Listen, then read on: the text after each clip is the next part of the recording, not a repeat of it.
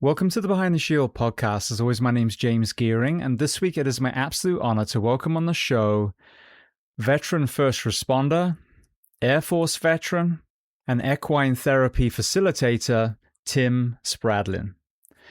Now, in this conversation, we discuss a host of topics, from his journey into the fire service, some powerful career calls, his transition into law enforcement, deployments to Iraq, his own powerful mental health story, Save a Warrior, how horses are a mirror to our soul, and so much more. Now, before we get to this incredible conversation, as I say every week, please just take a moment. Go to whichever app you listen to this on, subscribe to the show, leave feedback, and leave a rating. Every single 5-star rating truly does elevate this podcast, therefore making it easier for others to find. And this is a free library of over 1,200 episodes now.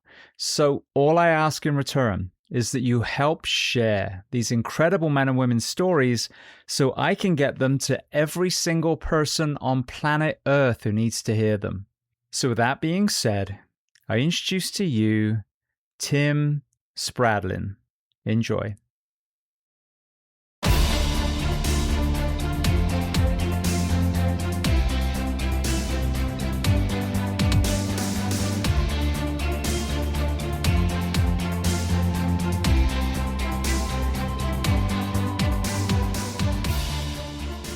Well, Tim, I want to start by saying two things. Firstly, thank you to Jim Bernica for basically facilitating our introduction at the Brothers Helping Brothers conference in Exotic Beaver Creek, Ohio. And secondly, I want to welcome you onto the Behind the Shield podcast today. Thank you, James. I'm just happy to be alive today. Yeah, you and me both, mate. All right, let's start the very first question then. Where on planet Earth are we finding you today? I am in Southwest Ohio, in Greene County, in Xenia Township. Beautiful. Is that where the facility was located that we met? Was it in Xenia? Yeah, that's the Greene County Fairgrounds Exposition Center, where the Jimmy and Nick are currently doing the Firefighter Behavioral Health Conference. And I had been to their conference a few times and knew these guys. And then they moved it from a hotel to the fairgrounds, and Jim had been out to my program, and he's like, "Hey, do you think you could bring a horse since there's big open grassy areas here at the exposition center?" And I'm like, "Sure." So it's been really powerful. I think you spent a lot of time in the round pen with my horse last year. I did. But this is the thing, when this is kind of your echo chamber a little bit, you know, you have to also step back, as I'm sure I'm preaching to the choir, and you know, take a breath of air yourself. And, you know, there was some of the conversations and the film showings, and I'm like, you know, I've seen the film. I had the creator of the film on the show. I'm like, I think I'm just going to go hang out with a horse instead. So yeah, everyone else was out there, and I got to speak to you and your wife and hang out with your horse for a couple of hours in the end. Yeah, it was. Yeah, and I was the same. Instead of sitting in the conference, you wanted to be out there, so I was going to be out there. So it's all good. Yeah, I appreciate it. Well, let's start at the very beginning of your timeline then. So tell me where you were born, and tell me a little bit about your family dynamic, what your parents did, how many siblings? I'm the oldest of 4 combined. So family's from Kentucky originally. My folks crossed the river for steel mill jobs down in Portsmouth, Ohio. We didn't have a lot. I mean, we had food and clothing, but my dad was a workaholic and an alcoholic. And when I was 6 years old, a whole bunch of the uncles and my dad, everybody moved up here to the Dayton area for General Motors jobs. And I had family that farmed in the east part of the county, but we never had any extra money. Dad helped out. I did a lot of farm work. And loved the outdoors, loved the animal husbandry. My cousin had a horse, and I wanted a horse. And my dad said, you know, if I can't feed it and sell it and butcher it, then I'm not going to feed it now. So I was frustrated that I didn't get to own a horse growing up, but I always loved them. And then later was blessed a little over 30 years ago with my second marriage to find someone who loved horses also. And our little trail ride piece of heaven turned into something bigger than I ever imagined. When I hear Portsmouth, Ohio, it reminds me of Sam Quinones, who wrote a book called Dreamland, and it was about the opioid crisis and Portsmouth being kind of one of the original hubs that was preyed upon initially by legal pharmaceuticals, OxyContin, and then the cartels after that. With you having this kind of perspective of that area as a young boy, and even your parents, one thing you hear a lot about the metamorphosis of addiction and mental health problems and alcoholism is also loss of industry. You look at a lot of places in Ohio, you look at Detroit. What did you witness, or even in conversations with your parents, as far as the impact of those loss of jobs on, contributing to addiction in that part of Ohio? I don't think I ever talked about it with my parents while they were alive. I just at occasional events down there, and my parents are both buried down there. That's down home. I mean, for as long as I remember, I never heard them call our house here in town home. It was always, we're going down home. But watching my cousins and the lives they live and the struggles they've had versus me, I'm kind of glad I didn't stay down there. I love the countryside, but more experience on that with in my public career. I've finished my career with the State Arson Bureau, and arson with meth labs were exploding. Arson was being used as a offensive tool against rival crack houses. And just in general, in the law enforcement community, we were dealing with what were unfortunately termed pillbillies. That there was this massive operation of folks flying down to Florida, where you're at, buying giant Ziploc bags of Oxy, and they fly into Charleston, West Virginia, and drive across the river and start distributing them throughout the hills of Southeast Ohio and Eastern Kentucky. And it was a huge criminal enterprise and a huge problem for us. And it may still be. I'm kind of out of that game right now. I had such a unique perspective, totally naive before this was even being talked about. But when I moved to the US, which was 2002, we were in Orlando for a little while, and then we went down south. And my ex was working in a doctor's office in Broward County. And I remember her telling me, like, it's so weird. The doctor writes these prescriptions. People fly from all over the country. They get these prescriptions and then they leave again. She got just a bad feeling about the whole thing. And I ended up saying, well, look, just, don't work there anymore. We'll find somewhere else.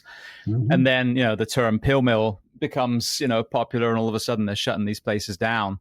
But I mean, this, kind of fast forwarding to the mental health in the first responder profession, OxyContin was deliberately targeting the areas of the country they knew were more desperate. They were deliberately getting to the rural doctors and driving their sales there. They were lying about the efficacy and the safety of their product, and this was FDA approved.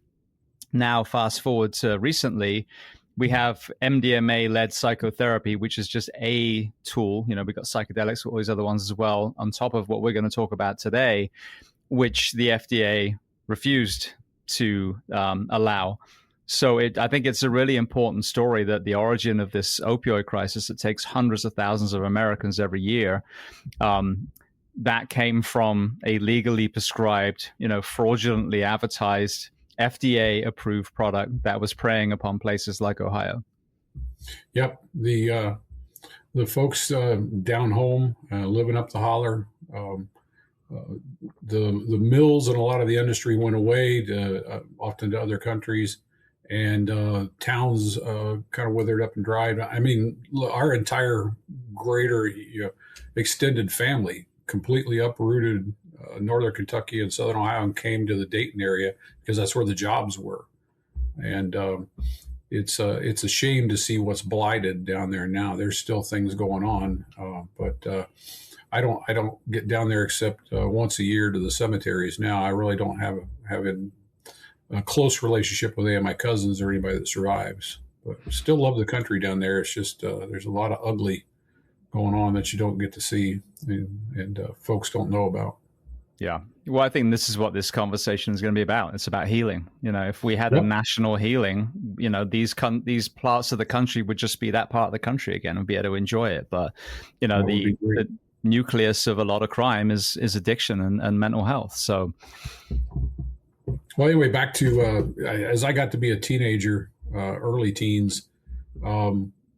As I said, Dad was an Army veteran. He was an alcoholic. He was a workaholic. He grew up down in the hollers. He was leading a mule dragging logs to Grandpa's sawmill by the time he was 10 years old. So he didn't really have much fun in his life, and I didn't want to be like him. My mom's brother was a firefighter for the city of Portsmouth full time, and he kind of became my hero, and I wanted to do that. If I couldn't be a farmer, I wanted to be a farmer, and Dad didn't own any of the farm. So I started volunteering here locally while I was still in high school, and I wanted to test and go to work full time for the city. You had to be 21 years old, and I'm a high school senior and impatient. And one of the other guys who volunteered at the fire station was his full-time job was he was the Air Force recruiter in town.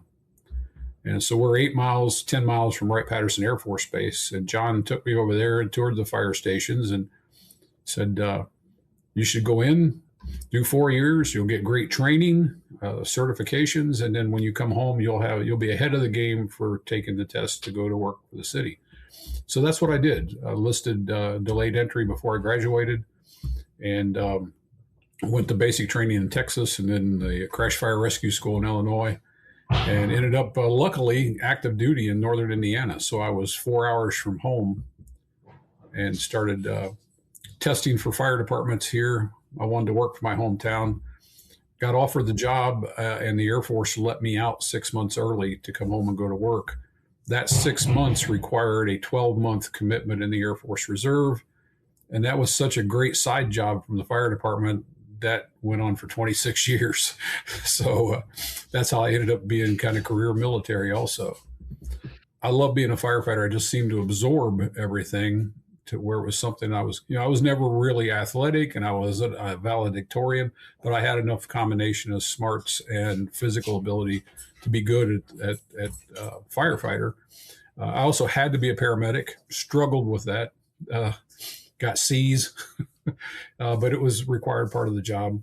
And I, on my own, went out. In fact, sometimes I had to take my own vacation time to become a fire instructor and a fire investigator, and got involved with the county investigation team and working alongside sheriff's detectives. About 15 years in, by now I changed departments to take a captain and deputy chief position, went to the neighboring department where I now live. As it grew, continued to go from volunteer to part-time to full-time. And I used my reserve GI Bill to go to the police academy, so I got that badge also. So as one of my classmates told me, and I've repeated this a lot, I had both badges. I could eat a donut while I sleep in the recliner. And, there we go. Multitasking. Kind of an unusual skill set.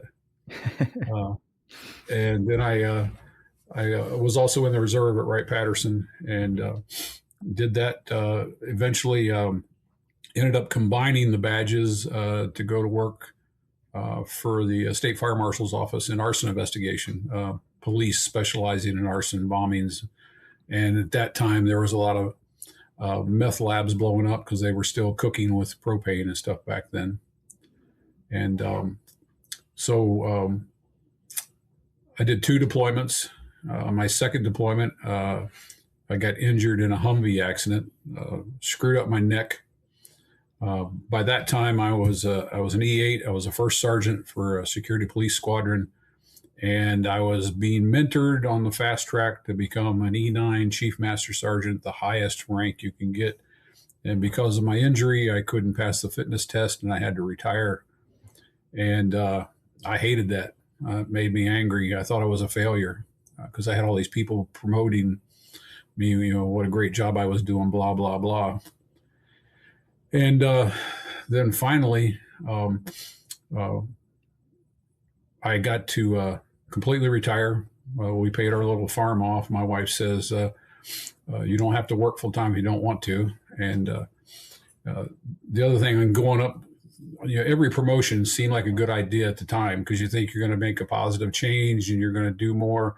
And in some ways, I guess I did with the troops and as academy instructor and that kind of stuff. But I was never good at the political side of being a chief. And being a chief locally and then being a chief at the state level was just miserable. The administration, the management, the misplaced priorities. And I found myself angry all the time. And so when she said I could retire, I pulled the plug. I loved the work. I hated the management. And I had some great people I worked with. We had 26 of us for the entire state. And so there I am, retired from everything. And I was sitting down here in my man cave, and I bought an Xbox. And I had secretly, in 2011, my youngest son, as a soldier, deployed to Afghanistan. That triggered a whole bunch of stuff for me from Iraq. So I went to mental health at Dayton VA, but I lied to my boss and told him I was getting physical therapy for my neck injury because I didn't want to be disarmed and locked in the office. And so that was the only time I'd ever really gone to mental health. I got through that year at the VA with individual and group, and it helped. But ultimately, it wasn't the solution that I needed. And I was sitting here washing my depression meds, which I kept a secret also, down with beer. And Susan says, you're all retired. Good for you. What are you going to do? And I said, I'm waiting to die.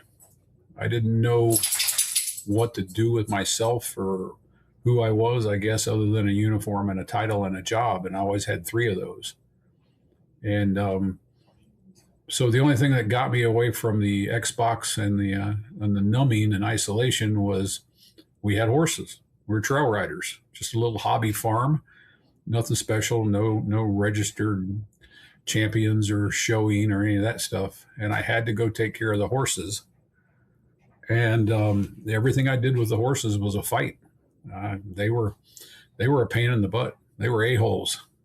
And I struggled with everything I did there. Nothing's any fun, especially trail rides. Trail rides are no fun because the horse is always acting up. And amazingly, after owning horses for more than 20 years, I found out I didn't understand horses. And I call this a God wink because faith was a big part of this also. I had lost my faith, especially over incidents with dead children out on the street. I got angry at God and tried to walk away for a while. And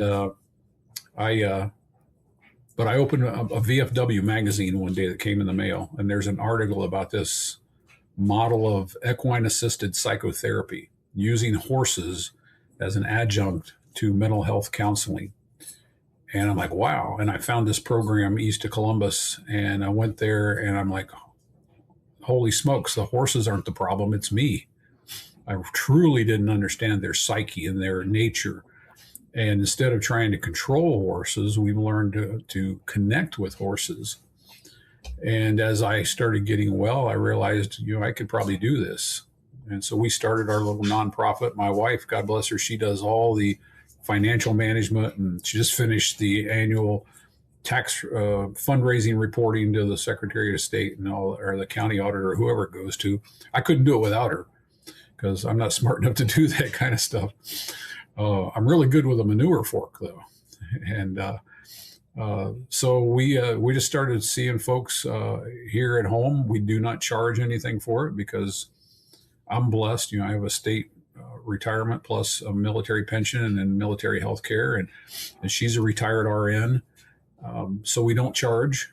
All donations go to the program expenses. And insurance is expensive because insurance companies think horses bite and kick and kill people every day. And it hasn't been my experience, but it just continued to grow and grow. And then I was invited to start facilitating veterans over in Licking County, where I had originally gone. And so I would travel over there, and then eventually Save a Warrior came to Ohio. I was invited to get involved with them. And then a couple other farms, like the farm I went to this morning. So these different spaces with different horses, but it's always the same with the horse, because they're all outstanding therapists by nature. And so I get to see that. And I've only a couple of horses in 11 years in all these different places that really didn't do well with this model of being on the ground and moving freely. We're not riding. You're learning about yourself through one-on-one interaction with the horse, as you did in the round pen out at the fairgrounds. And that's all about their nature. But Save a Warrior had a 5-day curriculum at the time, and a full day of that was equine experience. And they moved into Licking County and reached out and contacted the farm over there. It's called PBJ, about hosting that. And Brad Gallup, I'm sure you know Brad, was doing the equine facilitator role out in California. And I was invited to attend the first cohort in Ohio as a so-called witness. And Adam Carr said, I want you to attend as a witness. I said, so I just sit in the back and watch. He goes, no, you sit with everybody else and pretend you need it. And he lied to me. We all need it. And it was amazing. And two things that just blew me away that I just talked about this morning with my veterans group, is first the ACEs and understanding that, and then going back through ancestry, finding my birth father's family, finding out about my first 5 years, all the craziness that happened that I didn't even know was still in there affecting my adult life. And then warrior meditation. As I said, I'm a hillbilly from down home, and I live 5 miles from a quaint little village called Yellow Springs, Ohio, which is known for its kind of 60s vibe. And people joke about the hippies in Yellow Springs. And it's a beautiful little town, but meditation was something they do, not something this redneck does. And now I teach warrior meditation in the arena and lawn chairs with horses loose. And it's amazing to watch how the horses react to our energy when it changes. And so now I'm blessed to be alcohol-free, medication-free. And that includes over 20 years of high blood pressure medication, which I think after about 3 months of warrior meditation, I started feeling dizzy. And my wife, the nurse, starts checking, and she thought I took too much medication because my blood pressure was so low. And I said, nope. So with the doctor's approval, weaned off of that also. And then it just, again, it kept growing. And as I'm as busy as I want to be, and it's been a blessing to horses have led us to touch a lot of lives. I don't know if you got it. Go ahead. Yeah, no. I was going to say, so you mentioned Save a Warrior, and I always credit Jake Clark, the founder, for educating me on the impact of childhood trauma, not only on us in uniform, but sending us into uniform in the first place. And if my memory serves me right, we collectively, military first responders on average, have ACEs of 6, and so do incarcerated people. So you've got these people, and then there's a crossroads there. I think it's like, the Kaiser Permanente level was if you score higher than 4, you have adult child of alcoholic dysfunction, family kind of childhood trauma. And the last I remember they published, the average for Save a Warrior was 6.9. Yeah. And and then, the other factors there, and then understanding that, and then going through the 12-step ACOA program and healing all that, it makes, you heal that wound under the adult wound, and it makes things a lot easier. And just understanding that all that's stuck in there and little pieces of it. I'm pretty sure I was a workaholic, adrenaline junkie, overachiever, because I'm trying to prove to my birth father, who abandoned me, that I shouldn't have been abandoned. Somewhere psychologically, I talked to one of my therapist partners about that, that this need to be all the uniform and the titles and the badges and baubles. And I use a Reserve GI Bill. I got 3 college degrees. didn't need them, but by gosh, I'm gonna put something else on the wall. And I'm just grateful that number one, praise God that I survived a lot of dumb stuff, and then my wife and family supported me while I was out there trying to be Captain America. And the horses have just been amazing. Well, I think when you hear this, especially, you know, one or both parents aren't there anymore, or one or both parents, you know, fell into addiction, you hear this over and over again. Why wasn't I enough for that parent to be present, that parent to put the bottle down, whatever it was? And then we're chasing that. What I think is interesting, you know, now as we sit here, I've been doing this show for 9 years now. And so there's been this incredible education and all these lived experiences. And you see the Venn diagram just overlaps so strongly. Almost every single person that I've had on the show has had, you know, I would argue significant childhood trauma, whether that's just abandonment, whether that's, you know, sexual abuse, whatever it is, and which is so much more prevalent than I realized. But understanding that then sends a lot of us into uniform, I really feel like we need to have a conversation at the front door saying, hey, you know, a lot of us that are here, this is what drove us here. And that doesn't have to be a fracture in your foundation, but it will be if you just bury it down and don't talk about it. But if we start addressing that right from day one, and, you know, the same as we're going to do PT for your body, we're going to do PT for your mind, and we'll have counseling sessions, or, I mean, if they're really proactive, you know, equine therapy and, you know, whatever else is out there. Now you're actually turning those fractures into resilience, into strength. And I feel like that would be the kind of 2026 turning the page in the mental health from we keep dying, very, very sad story to, well, let's forge performance. And if we acknowledge that there is going to be that element, most likely in our formative years, we can address it at the front door, and then we can turn it into strength. And now we're more empathetic and more resilient than we were. And you don't have that, you know, proverbial bucket already half full anymore. You've been able to empty a lot of it and give you the capacity to deal with what we're going to have to see and do in our profession. Yeah, that's a great way to look at it, and I kind of relate to it.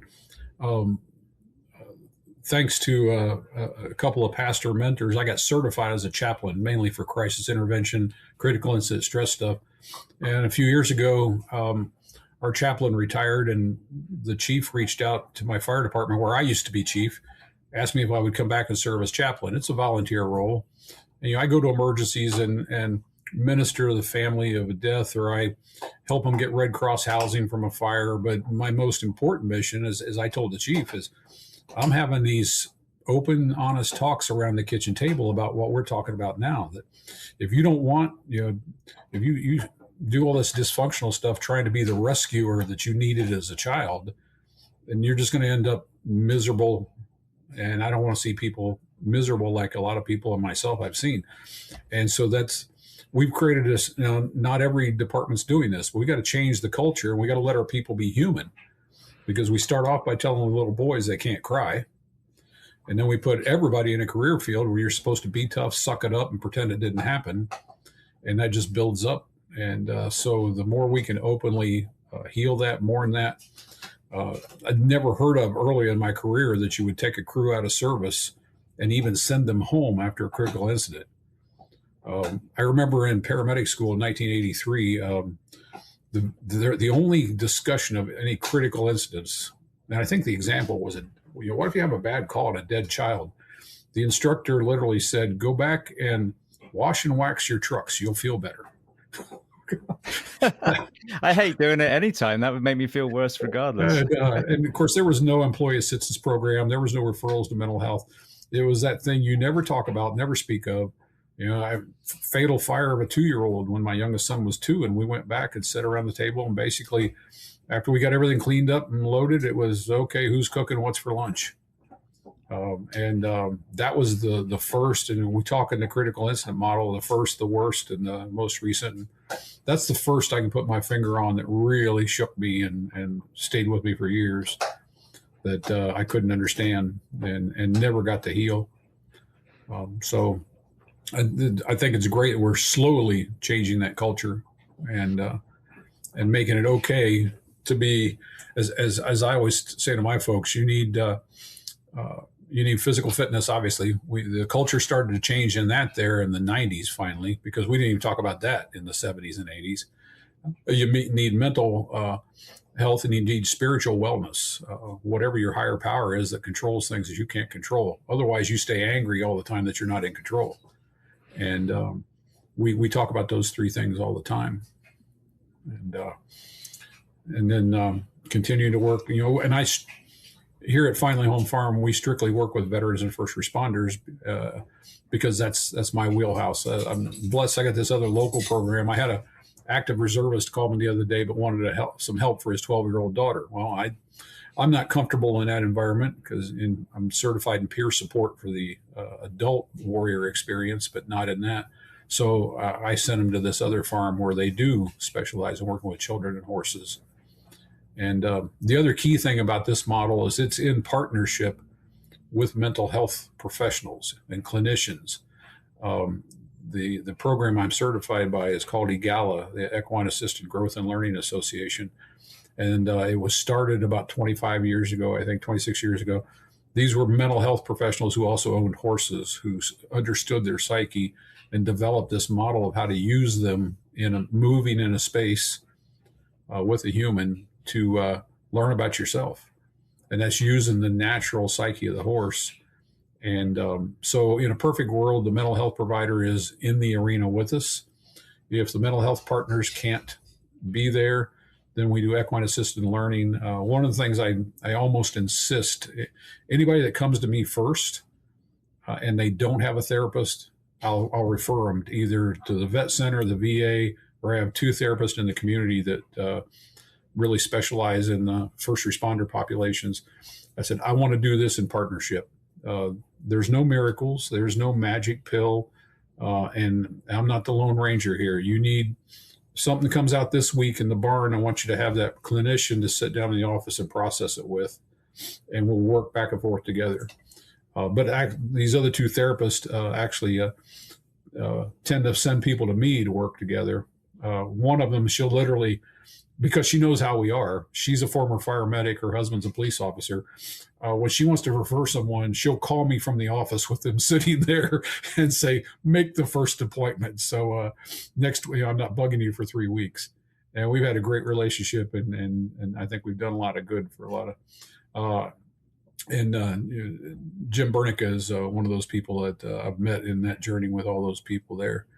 And then the VA has been a tougher nut to crack. Columbus VA has been very open. Dayton VA, not so much. It all depends on who the medical director is. Wright-Patterson Hospital is no man's land, so it's not a VA issue. I know a lot of military veterans get a grievance with the VA. I'm personally a happy customer, and any service I've needed from them has been fine from the reserve side of my career. But Wright-Pat Hospital won't even talk to me. At least I got some meetings at Dayton VA. And I've developed partnerships with the adaptive sports office and the whole health office and the peer support office. Mental health just says, we don't recognize alternative therapies. The great thing is, though, the VA system has these field places called vet centers, which do counseling only, no diagnosis or medication prescriptions and stuff. And we have one of those in our area also. And they are all in. They've been sending people to me. They've been coming out themselves. And next month, we're going to be starting a weekly group that they're going to bring out of veterans, bring them out to the barn for an equine learning experience. And so that's been like I said, nothing I'm doing was planned. Little things keep happening. It's amazing. What's really sad is, with the veterans that have been on here, I would say at least 90% have the same story. I went in there, they prescribed me meds, and it didn't help, or it made it worse. And so you think if that was, the overarching, feedback that they're getting. And again, in your exact example, my wife just did a residency or an externship, at the VAs in Gainesville and the Villages here as an optometrist. And she said both of them were phenomenal. So when it comes to eye care, their veterans are getting great service, but I think it's not the practitioners, but the system that a lot of these VA mental health groups are working under. We know now, and I've learned this as a complete, white belt, if you like, that, and one of my guests recently, Dr. Dave Rabin, just articulated it perfectly. He said, psych meds, most psych meds, anxiety, depression, etc., are merely just to stabilize the person until you can get the help that they need. But that's not how we view it in America. It's not how it's sold to us in America. We have bloody television commercials all the time, telling us about this. And then again, back to OxyContin, same thing, this pressure sales. But it's merely just to get you to a point where you can then figure out, your talk therapy, your equine therapy, maybe even a psilocybin or ibogaine, experience, or save a warrior, or, whatever your unique toolbox is. So then you're getting back to where you get to the nucleus of the thing, because obviously pills aren't going to help you figure out, that you're struggling with abandonment issues after your parent left, when you were tiny.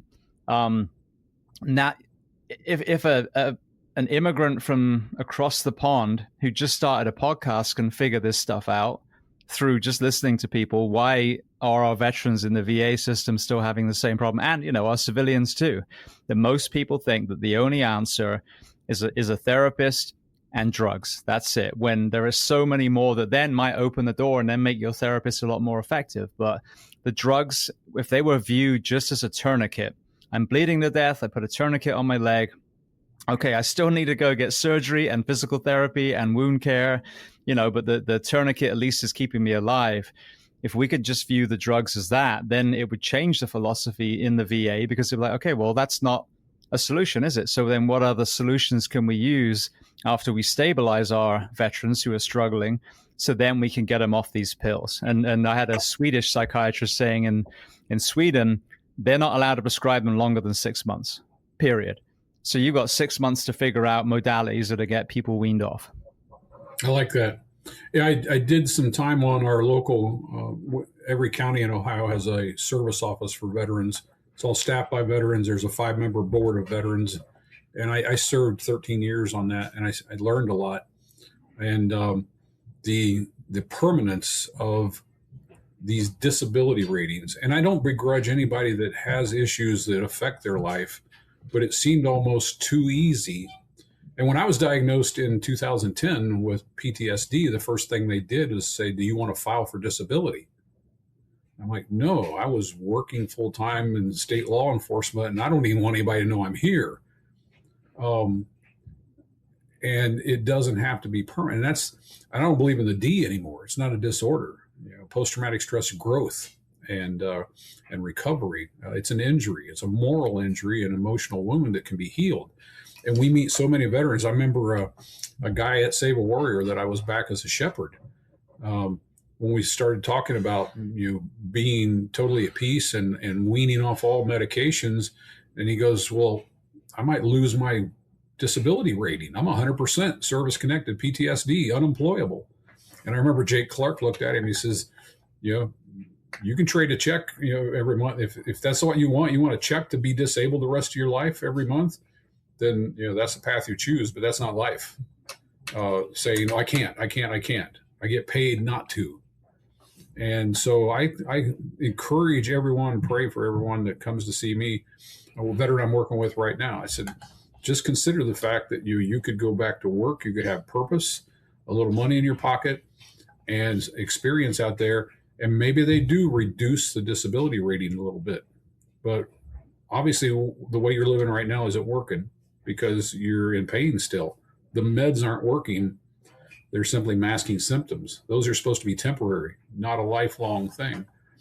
And I don't know if it's because, I don't think they're bad people, but are they overwhelmed with too many veterans? Or they're just stuck? As I've said, medical director at the VA says, nope, we don't believe in alternatives. That's they went to school for a lot of years to get a big diploma on the wall that tells them they know everything. And some old fat man with a horse can do something. Wait a minute.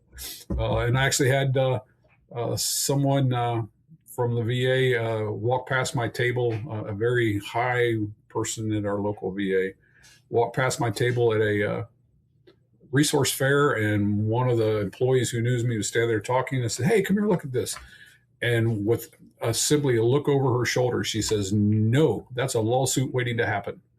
She wouldn't even talk to me because the stigma, all firefighters are lazy, all cops are fat and eat donuts, all veterans are crazy and violent, all horses bite and kick. None of the above. And in fact, in 11 years of doing this at 4 different farms with probably 20 total different horses, only once did I see even a nip with teeth that left a bruise on a guy's arm during a Save a Warrior cohort. And he got a huge metaphor message out of that. He was walking around showing people, "Hey, the horse told me this."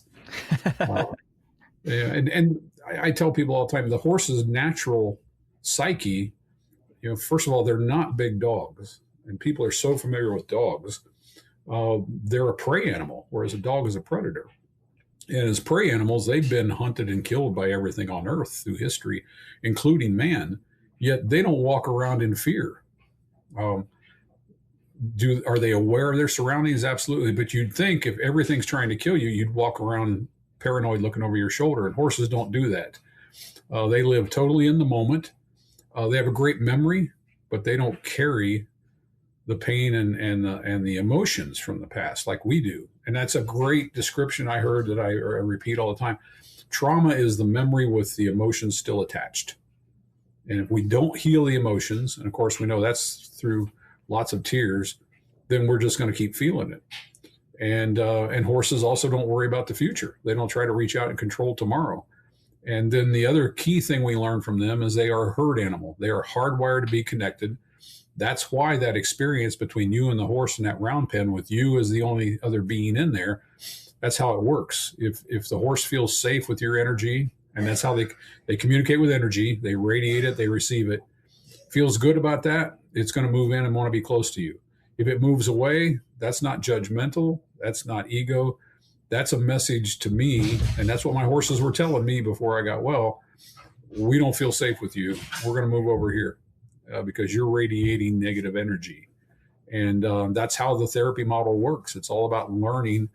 And then when you reach that you get out of your head into your heart and you change your energy and you find yourself with this 1,000-pound animal that's standing there relaxed with his head down and you're hugging it. It's just really, it's the most powerful connection you'll ever have with another being. And there's no transaction there. That horse wants nothing from you except to be connected. And that's hard to find in life with humans. And so that's how the learning happens, through all these different exercises on the ground, moving, doing, getting feedback from the horse. I used to have a client that she got very attached to one particular horse. And when I brought a different horse in one week, she got very upset. And I said, this isn't about the horse. Well, it is for me. I'm only here because of the horse. I said, no, it's about you and what you can learn from any horse, because all horses can do this. And my friends at PBJ, actually, they do a lot of work with, they're a full-time mental health on a horse farm. They do a lot of work with children, and they use donkeys, which have that same equine psyche of mindfulness, presence, connection, communication, nonverbal communication. And so it never gets old. That's what's fun. And I've seen a couple of miracles. You know good old Larry at Save a Warrior. I don't know. I only know the Save Warriors. Matt Fierenza. I went to Anaheim. I was a firefighter with him. Obviously, Jim has gone through, Jake. But I never actually went through it myself, so I don't know some of the other guys there. I just use the second cohort in Ohio, in which I was facilitating the equine experience, and that was 05-08, and that was Larry Turner. And Larry is just, the transformation from him then to him now is just miraculous. And he had a big turn in the round pen with the horse, which then he got upset with tears in his eyes and called me a BS artist and accused me of teaching the horse stupid parlor tricks. Yeah, and I love that guy, and it's just amazing to have met him then and now. What he's doing with Save a Warrior as an employee and facilitator with them.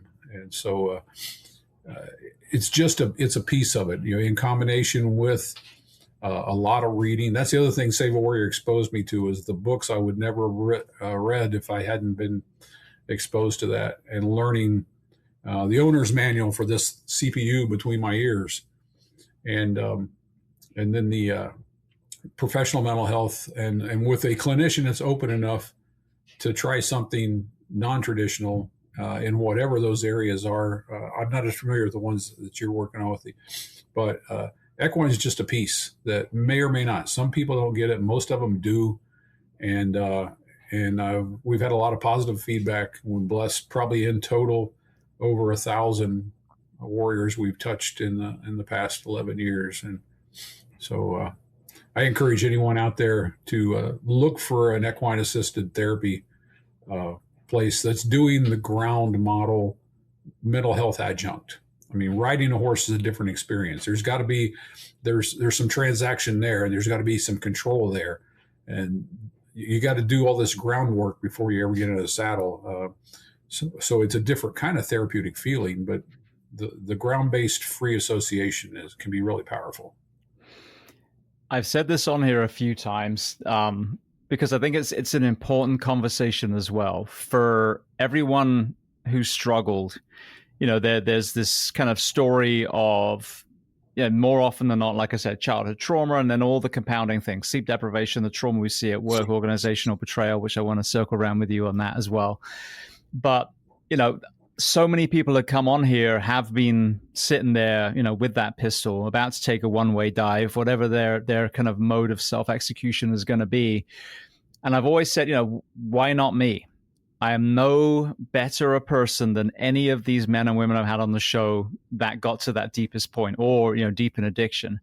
And the only answer I have is when I reflect back, and I had some, traumatic stuff happen when I was young. I almost died in a house fire when I was 4, and a wall collapsed and crushed every car in the car park, and my dad managed to just drive away. Otherwise, we would have been killed there. My parents' divorce was pretty horrific. So there was some things. But I grew up on a farm. My dad was an equine veterinary surgeon. So I grew up around horses. We had real food. We were lambing. We were, baling hay and all the things. So it was there. I realized that infused in all this trauma was also a lot of healing modalities. And now, fast forward, 50 years later, we're understanding. But then it was just my life. So I was extremely lucky. That's all it was. I just, won this genetic lottery where I was, grew up on this place where, for all the bad stuff that happened, there were these good things woven in. But horses are one of them. I mean, that everything, and we didn't have our own horse. So kind of to your point, whoever was boarding horses, those are the ones that we would ride. And some were complete lunatics that almost killed me. And some, were beautifully calm. But I was having to muck out stables and lead them and wash them. And so a lot of, as you're saying, that groundwork, being in the fields with them. And so I saw that, in my own childhood. And then I think we talked about this, I had Buck Brannaman on about 3 or 4 years ago. And his story, super traumatic childhood. And that was what was saved him, was the horses. And now he teaches other people. And as he said, to your point, he's not training horses, he's training people, and they're, the mirror to the soul, as he says. So I can testify from my own childhood, and then, having this most recent experience with, what was the name of the horse? I had Doc out there. Doc, that's right. Doc. Yeah. So just a couple of hours with Doc. I felt like I was that little kid on the farm again. So I can't emphasize enough how important it is for people, if they've never tried this before, to find somewhere near them and add this to their kind of mental health toolbox. Yeah, outdoors. I always loved being outdoors. I ran a paper out every day so I could pay my way through scouting and buy my uniforms and stuff. And then I always loved the farm work and working with the animals. And it's not, I call it barn therapy. My little piece of heaven here. I'm out there every day. In fact, I'll change clothes and be out there this afternoon with all the routine chores of taking care. And then trail rides now are just bonus because just having these animals as part of the family every day, and the work that it takes to take care of them is really not work. It's so peaceful and just kind of basic. And love having the grandkids out here. Whatever device you brought with you, leave it in the car, leave it in the house. We're going to go get dirty. We're going to feed some horses. We're going to move some hay bales. We're going get the tractor out if you want to, do those kind of things. I loved that growing up. I'd rather be out there than I would be at home. And so now I get to share that. You mentioned something there about, well, now I've forgotten. Sorry. Oh, I know what it is. As I'm getting older also, I'm taking a beginning beekeeper class right now, something else to putter with out here and to be outdoors. I don't watch, I hate big pharma and the commercials. They are shoving that stuff down our throat. And I imagine every time I see one of those, people are picking up their phones and saying, I want to talk about this drug. I just saw it on TV. And none of that's really good for us. So I just don't watch it. I record old movies, especially Westerns or war movies.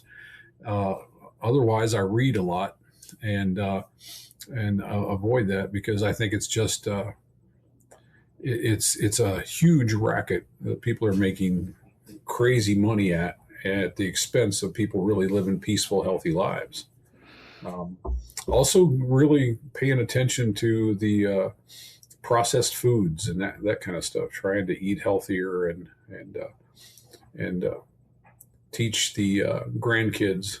You can't go back. I've had a great conversation with my sons and my stepkids, and I can't change not being the best father, but I can be a better grandfather. And especially when one of the little boys has fallen out here and skinned their knee in the gravel, pick them up and let them cry and tell them it's okay to cry. And caught my sons a couple of times, said, "Hey, knock it off, shake it off. You're not bleeding." Oh, wait a minute. let's change this here, so that they don't end up like us. I have a son who's a retired Army, one who's a disabled firefighter, then my stepson's a retired police officer, and all of them had to retire early through injuries and stuff like that. And that's I know how much they struggle, and I know some of that's my responsibility because of the way I raised them. All I can do is make amends, ask forgiveness, and again, be a better grandpa. I wrote a book last year, and the main theme is, it's set, modern day firefighter, you see in the world through his eyes, and, what our job is like, what the world looks like through our eyes. But I really wanted to infuse generational trauma, and not, again, this sad story with violins, but once you realize what this is, and once you see behind you these dominoes that have fallen onto you even, and you have the courage to say, I'm not going to let this pass on my kids, or, if it's later in life in my grandkids, I think that's such a beautiful concept, that we are empowered to stop these dominoes from continuing to fall. And then even, because I think when you have that conversation, you're straddling. Like, of course, there's some trauma in my child. I'm having this conversation now. My stepson's 24, my son is 18. So, through my divorce, for example, there's some of that. But I think you can then kind of wind it back from that end too. Once you've done the healing, you can, own your things. You can apologize. You can, give them the tools to start healing their own trauma from their childhood. So I think it's a beautiful conversation, because it really does give people hope, and it empowers them to realize that you can change and you can reverse epigenetics. That just because your father was alcoholic doesn't mean that you have to be an alcoholic. That's, the way they say it's genetic, that can be turned around. It can be genetic not to be an alcoholic, So I think it's really powerful for our generation to have the courage to say, I'm not just going to heal for me. I'm going to heal for my kids and my grandkids and my great grandkids, because if I can stop these dominoes, they get to kind of, start almost from scratch again and forge a brand new path without all this accumulated trauma that they've got on their shoulders. Well, and that's a great lesson that Save a Warrior drives home, that I still share. The only person I can heal is me. And the best thing I can do for the people I care about in my life is heal me. I can't fix them, but I can fix me. And in hope that at some point, none of my 3 sons have ever come out for any work with the horses. And I don't ask them to. I simply say, I'm here if you need me. They know what I do. They know how much experience I have with it. But when they're ready, if they need my help, they'll be there. I don't try to fix them. It's hard. It's hard to watch them struggle. But it's something I can't control. So I just got to pray about it and let it go, and just be true to my word. I'm here if you need me. So maybe they will someday. I want them to find the peace. Another thing I heard that I repeat all the time is, do you want to be happy or do you want peace? Because I'm not going to be happy all the time, but I can be at peace with the things I'm not happy with, because most of those are things I can't change. And if I can't change them, then stop being upset about them and just let it go and be at peace. So I'm at peace. And that's a blessing. You talked about the disability mindset earlier, and talking about your sons and having those injuries or the disability as they progressed out of the first responder careers. I see the same issue in our professions than you were just talking about in the military profession. And I've seen it with my own friends. They get hurt, they're on, disability, and they're literally terrified that someone's going to be in a bush taking a picture of them. So they just don't do anything until it's all gone through, because they've got a bona fide legitimate injury. They had surgery. But it completely discourages that healing conversation. Now, I'm not saying, let me preface this, I'm not saying that my injury was the same as a couple of these other guys, but I tore 3 ligaments in my back about 10 years ago and just had a different way of looking at it. I'm like, well, this was mechanic, trauma that did this. So pills and potions aren't going to fix it. So I'm going to just, figure out what imbalance led to this in the first place. How can I address that? How can I strengthen everything and then get back without any of these surgeries, or at least rule that out? So, that way, if surgery is the only thing, I've tried everything else first. And I was able to do it. There's a great practice called foundation training that was a real game changer. So good that I ended up getting certified and teaching my fire department. It was phenomenal. But then I paid out of pocket for chiropractor. I was in the gym every single day, from a PVC pipe back up to a barbell and beyond. But that's because I believed that I was going to go back to work and I wasn't chasing this disability. But, whether it's the physical health or the mental health, that is a kind of carrot and the stick for a lot of our people in uniform. And as you said, now you're out and you've got this payment coming in, but what is your life's purpose now if you've had all that taken away? So you touched on this, and I agree with this 100% in the first responder profession. You might initially not be able to work as a firefighter anymore, and that's okay. But then there needs to be an on-ramp again of like, all right, well, what can I get my physicality back up to? All right, now I'm up to 75%. So I can't do firefighting anymore, but could I be an arson investigator? Or could I, do something completely different, teach swimming, or, whatever, yoga instructor, whatever the thing is, but getting you back out there, changing your identity, but still having a purpose. Because I find that disability mindset, apart from obviously when someone's just so badly wounded that there's no other option, but everyone else, these arguably smaller disabilities, I feel like the conversation needs to be, well, how can we get you as close to, how you were before as we can? You're not going to be the same person that you were, but how close can we get you? And then what doors does that open up for you to then forge another path? Yeah, I relate the physical injuries to the mental injuries all the time with my young people, either veterans or first responders. So, I ask you, did you ever sprain an ankle? Well, yeah. And what did you do? Well, I went to the doctor. You did motor and ice elevation, physical therapy, and then eventually it's fine now.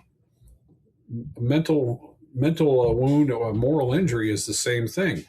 Temporarily, you need medication, you need therapy, you need exercises that help you heal that, but it's not a lifelong sentence that displaces enjoying life and having a purpose. I mean, that's where I'm at with this. I found a purpose. I don't make any money at it, and I don't want to. I get paid in tears and smiles. But you got to do something. And I got a couple of friends. The highest level of disability retirement for Ohio's police and fire pension system says you may not do anything. You can't make a dime if you get this retirement for mental health. And that's hard. I'm like, wait a minute, what are you supposed to do with the rest of your life And then they start restricting. And like you said, people are hiding in the bushes, taking pictures of them. But well, if you can go water skiing, you should be back to work, etc. And everybody's different. But to just accept this, your life is over. I'm just going to sit here and play Xbox and drink beer and be angry and get a check for it every month. And that's a shame to see people do that, because there's so much more to see and do out in the world. Speaking of moral injury, again, progressing through this amazing education that I've had, there's two, I would say, really under-discussed elements of mental health, especially in our profession. One is sleep deprivation, which I bang that drum all the time, because, we will have these departments that will refuse to look at their staffing, but then they'll bring in a counselor. It's like, well, yeah, it's like putting a Band-Aid on a gunshot wound. Are you going to get the bullet out, or are you just going to stop the bleeding? But the other one is organizational betrayal. It's a huge moral injury, because this is a tribe that you have sworn to protect, that you even said you would die for, who then, in many, incidences, these people that are supposed to be kind of chiefs of the tribe are then turning the back on the people that are, literally risking their lives for them. Talk to me about that impact, as you alluded to in the Arson position, on your own personal life. And then what are you seeing kind of nationally as far as, toxic culture, poor leadership, and the mental health of our first responders? It's, my experience locally. So I felt organizational betrayal from the people I worked with. I left the city fire department and moved to the township in a fit of anger at the fire chief, who, God bless him, because he's gone now, but I didn't understand how sick he was as an alcoholic and the stuff he had going on. But I also know that was my fault, because my amygdala was just raging and it's hijacked my brain. And I was angry and quit and moved to the township fire department for more responsibility with less pay. And then eventually, when I become the fire chief there, a one-time change in an election, and I've got 3 politicians that I work for.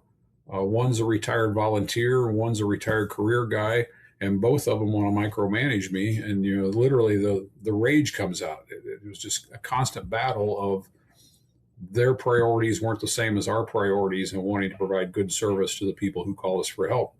To the point, literally, I volunteered for another tour in Iraq to go on active duty, and to get away from that.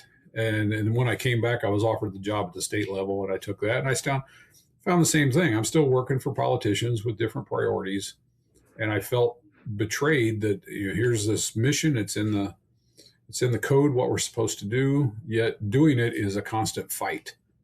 Every purchase, every equipment need, every manpower need is a struggle to get what we need to do the mission we're mandated to do.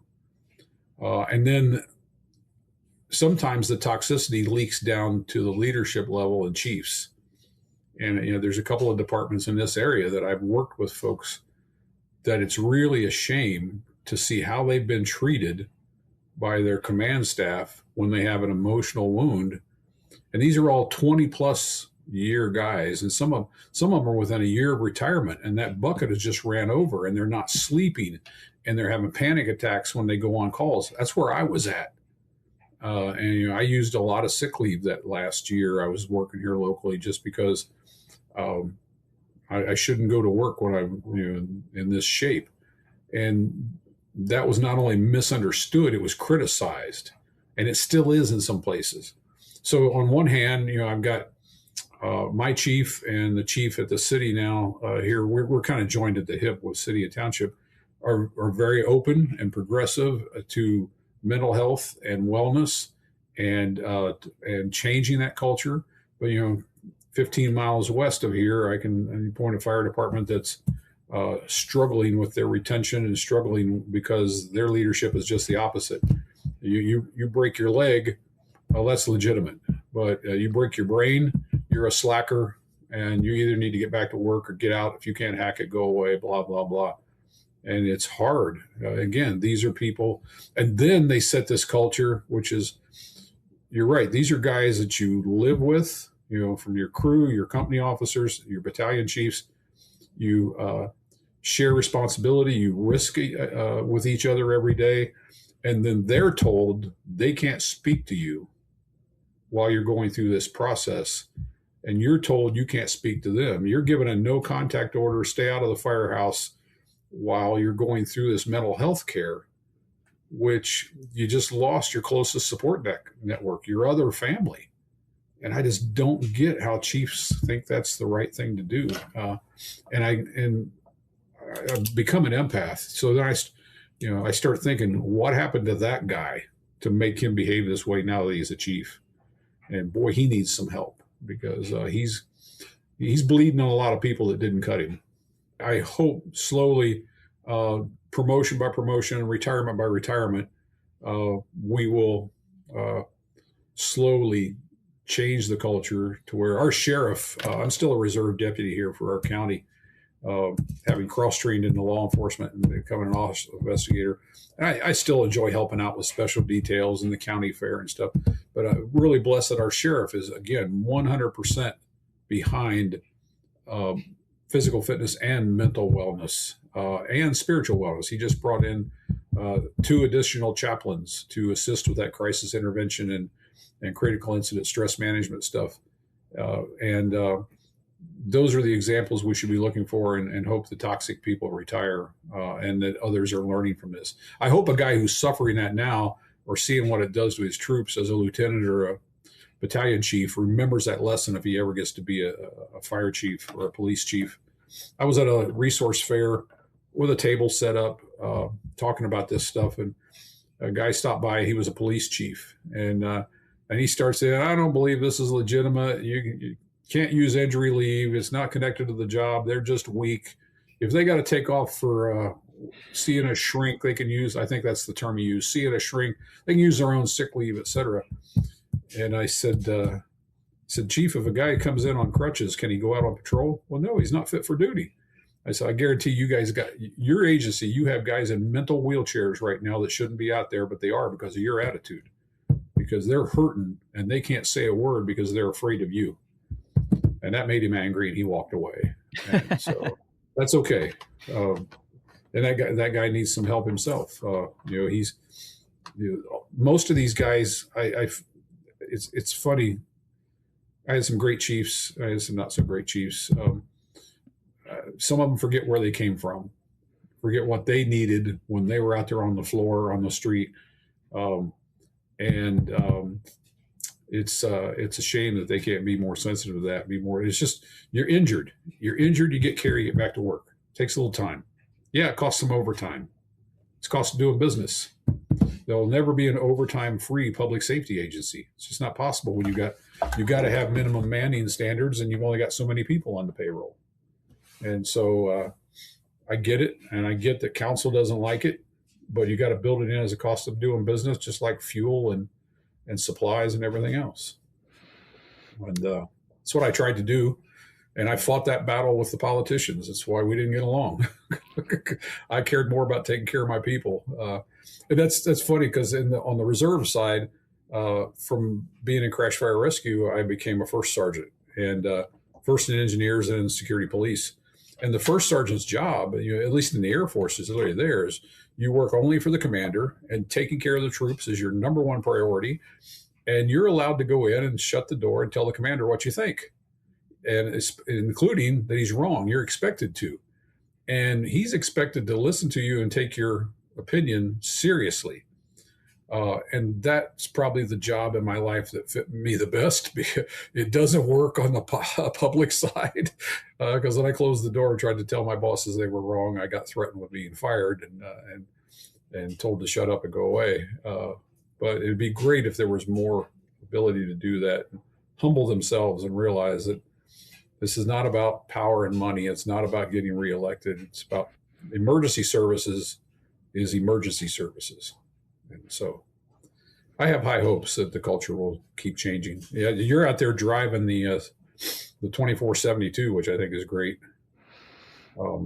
Our folks work 24 on, 24 off for 3 shifts, and then get a 4-day break. But that one day each between those 3 24s, and they're now running like just a small department, but they're getting no sleep. They don't even bother going to bed because the medic's going to be out constantly. And then they're got a side job. Everybody's got a side job. So by that third 24-hour shift, they're just done. And I don't know that 4 days off is enough to. It was hard back in the day, and they're doing 50% more calls than I was back in the 80s and 90s. And so I worry about those guys. Yeah. Well, I mean, again, there is a totally preventable solution to it. And it's interesting. I just had two of your fire chiefs, who I believe are part of the or the leadership of the Ohio Fire Chiefs Association, just invite me onto their podcast to talk about 24/72, which is amazing, because the Florida Fire Chiefs Association, when they signed a bill recommending 42-hour work weeks here, they put an email out within their members, which was sent to me, that they opposed the 42-hour work week. So going back to what you were alluding to, and I couldn't agree more, the fire service mental health crisis that's not talked about is the chiefs and the city and county council members. If you can go home at 5 o'clock every night, sleep in your own bed, work 40 hours a week, and then you will stand up and oppose firefighters who are awake all night running these awful calls, oppose them working less than 56, which has created a crisis, and now they're working 80, mandatory overtime, and you sleep at night, you need to look in the mirror and go, why am I sleeping at night? Because that's not normal for someone in a selfless service position, whether it's the fire service or whether it's in politics. You're supposed to be serving your community. And if you're burying your community and it doesn't bother you, then I would argue that you're borderlining on being a sociopath, and you really are not fit for duty to be in a chief's position or a union president's position or a councilor's position or a mayor's position. So I think it's a really important part of this whole thing.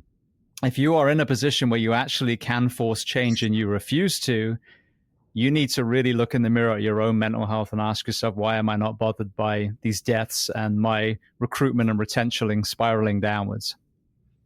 Well, change is scary. And you said the word selfless. We don't have enough leadership there that's selfless when they get to that level. And it's easy to do. It becomes ego and control. And they forget where they came from. And I will say, when I was a local fire chief or as a law enforcement chief of the state, you feel like you're trapped because, the board, the council wants you to be their guy. But the troops who've known you for years, as you came up through, especially if you came up through the ranks, you're one of the guys, and they want you to be their guy. And those aren't compatible. You're torn there. Like sitting in union negotiations, you got to sit on the city's side of the table. Even though you're with these guys you've been with for 25 years, that's really hard to find. I don't know if there is a balance. I always leaned back towards the guys because I kind of had that mentality from my military duty that they're my people and I got to take care of them. So that's how I found myself being their guy and constantly in conflict with the politicians who wanted me to be their guy. You're going to cut the budget. No, I'm not. We just told you to. Well, no, I'm not. And they couldn't understand why I wouldn't do what they told me to, because it's going to affect service. Well, we have to, and we can. And so I don't know how you find that balance, but yeah, remembering where you came from and remembering why you're there. It's not about your ego. It's not about a bigger paycheck or the power and the titles. And if you, again, I've heard fire chiefs say this. Well, back when I was on shift, we didn't have a problem with it. But again, look at your run stats, look at the growth of the community, look at the aging of the population, especially EMS. Again, our folks are running at least 50, if not 70% more calls than we did back when I was a firefighter and a lieutenant through the 80s and 90s. And so, no, we didn't have a big problem with it back then. Maybe we were up once or twice a night. Now you're up all night. And it's not just the really critical incidents. It just gets to be the wear of seeing sometimes the worst in humanity. I've talked about this with first responder clients. Again, back to that SISM model of first, worst, and most recent. And some of the some of the really troubling incidents weren't really critical incidents, other than the fact that I'm in a house where there's a medical emergency with grandma, and the living conditions are deplorable, and there's children in there who are young and innocent and have no control over their environment. And it's just seeing them in that position and then having to walk out, and you're going to take grandma to the hospital. But what about those poor children and a threadbare carpet and cat poop everywhere and trash everywhere? And, I haven't even looked, is there any food in the house? It's just disheartening and sad, and it troubles you. It's hard to go back to sleep after that too. Absolutely. If you get a chance. So every day on the job can be difficult and traumatic, seeing the worst side of humanity. Yeah, 100%. And I think, again, there's two sides. There's firstly, like you said, the call load. Secondly, a lot of departments, if they had EMS, they weren't transport EMS. That's a whole different ball game when you're actually taking patients and holding the wall for an hour and, doing reports. And then, let's be honest as well. There was a lot of people in chief's positions that scurried up the ladder as fast as they could. So they didn't spend a lot of time in the trenches. Let's put that out there as well. I think what really kills me, though, is two things. Firstly, we know it's not working. Like, let's just put that there.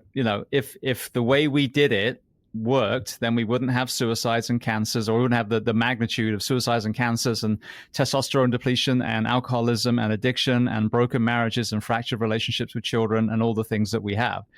That doesn't mean that you don't love the job. And this is what irks me when people are like, oh, there's so much negativity. It's because people are dying. That's why there's negativity. It's an issue. I know you love growing your mustache and wearing your leather helmet and taking pictures of yourself, but we have a real crisis that needs to be addressed. And it's not about the love of the job. It's about the working conditions, like you said. But when we acknowledge that and we go, okay, well, then obviously doing something differently is a solution then. And then you see that there are things like a 24/72 and a later start time and integrated 911 telehealth to stop some of the calls even coming in the first place. Mm-hmm. And then access to equine therapy and psychedelics and all these other things that are addressing the mental health, and then putting in fitness standards, because I don't understand why that was ever even an issue that we didn't have them. We should always have had them.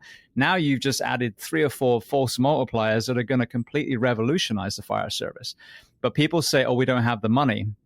But that's a complete false economy, because I look at downstream of how much a mental health retirement, a disability costs, how much the treatment costs, how much, the mistakes by someone who's so exhausted that they just drove the rescue into a minivan full of kids. There is a dollar and cents amount attached to every single one of these issues that would save money hand over fist if you just invested in a 4th shift, which would attract recruitment, have you fully staffed now, put in a fitness standard, and then all of a sudden you've got a much healthier, much happier department operating at a higher level with fewer mistakes and a healthy workforce.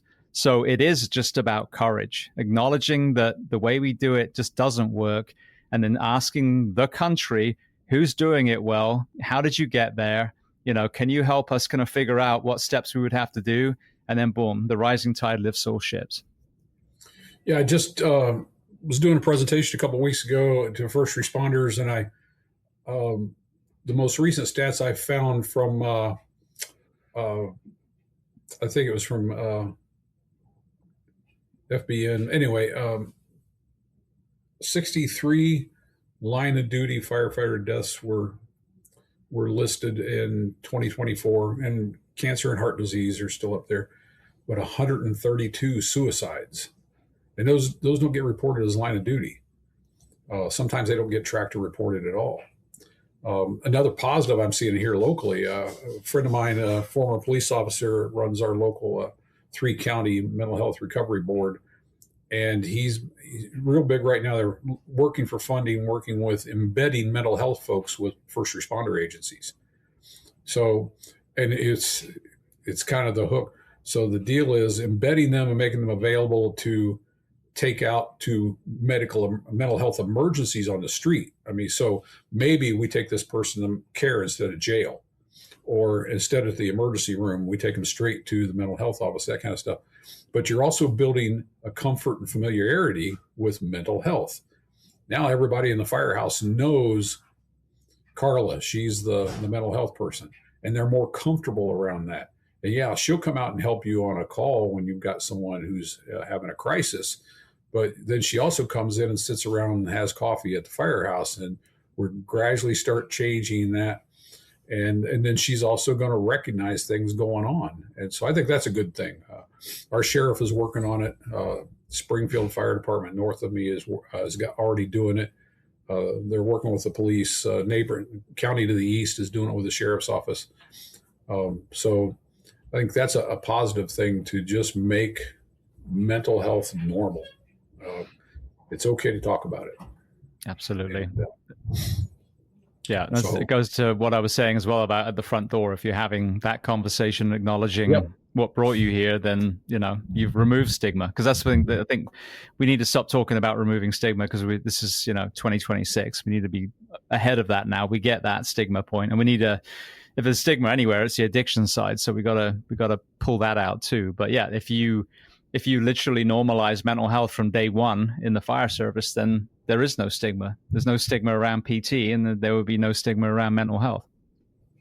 Yeah, it'd be great to first day in the firehouse that you're introduced to everybody, including the social worker. Yeah, who's just wearing a polo shirt and drinking a cup of coffee, and say, "Hey, I'm here to help you," and this is normal instead of unusual. But what do they say? 200 years of tradition unaffected by change, or whatever it is. Unimpeded by change. Yeah, it's. I think we're on the right track, and seeing folks like you, like Jimmy and his conference, it's just amazing to watch his growth there. Now he's talking about he's outgrown this bigger building. We found him at the fairgrounds. He outgrew the conference center and at the hotel in Beaver Creek. Because we physically were in exotic Beaver Creek, but they filled up the little conference hall there. And then, unfortunately, the hotel also jacked their prices way up. So I was able to connect him to the fairground folks, and they worked out the deal there. And now they're filling that up and looking where we're going to move next. We're going to need a bigger boat. Mm-hmm. And that's great. And that's just grassroots. That's just Jim and Nick and everybody that's leaned in with him. And that's been pretty amazing too. Yeah. I think that's and it's the peer. You can have doctors and professionals in suits stand there and talk to you all day. But I took Ohio's peer support training class, and I partnered. There's two social workers that are my partners at this weekly group. And these guys come from an in-residence addiction treatment for veterans in Cincinnati. My biggest role is to just keep reinforcing, I did it, you can do it. Here's my survival story. Here's the tools I use. Here's what I do every day, the daily practice I learned at Save a Warrior. Here's the books I read. Here's how I learned that the power to heal me is inside me once I figure out how to get to it. And that may be more effective. I still need that clinical professional, but having that survivor who sits there and says, here's how I did it, you can do it too, is huge. It was huge for me when I had people tell me, you're going to be okay. Larry Turner says that about Save a Warrior all the time. He says, these people saved my life, and I will forever do what they tell me to do. I'm going to pray. I'm going to meditate. I'm going to have a daily practice. I'm going to make my bed and do all the things that keep me well and at peace. Absolutely. I want to hit one more area, then we'll go to some closing questions. But you started the fire service, so early. I'm sure there've been some incredible kind of, metamorphosis. So what was the environment that you started in? Were you still open cab? Were you wearing SCBA? Kind of what was that front door for you? And what have you seen as far as the evolution in the time that you were riding the rig? Had a plastic MSA helmet and a long black rubber coat and pull-up boots. And I started as a volunteer. We had jump seats, but the air packs were not mounted. They were in a box. And so first attack line was without SCBA. My first ever live fire training was without SCBA. Crawl in under the smoke, keep your nose close to the nozzle. And I was with another trainee, and there was a instructor, somebody behind us. And the guy in front of me panicked. He set up. He got a big chest full of smoke and started coughing, and he just bailed. He knocked both of us over, running out of the house. And the instructor coached me forward to the nozzle. And eventually I got outside, and I find myself on my hands and knees throwing up in the front yard. And someone pats me on the back and says, "Good job, rookie." I'm like, so it was, we had no clue. And when I went in the military, in the Air Force, you did both crash aircraft firefighting and you did traditional structural firefighting. And at the time, they didn't even make fire engines with jump seats. We rode tailboard.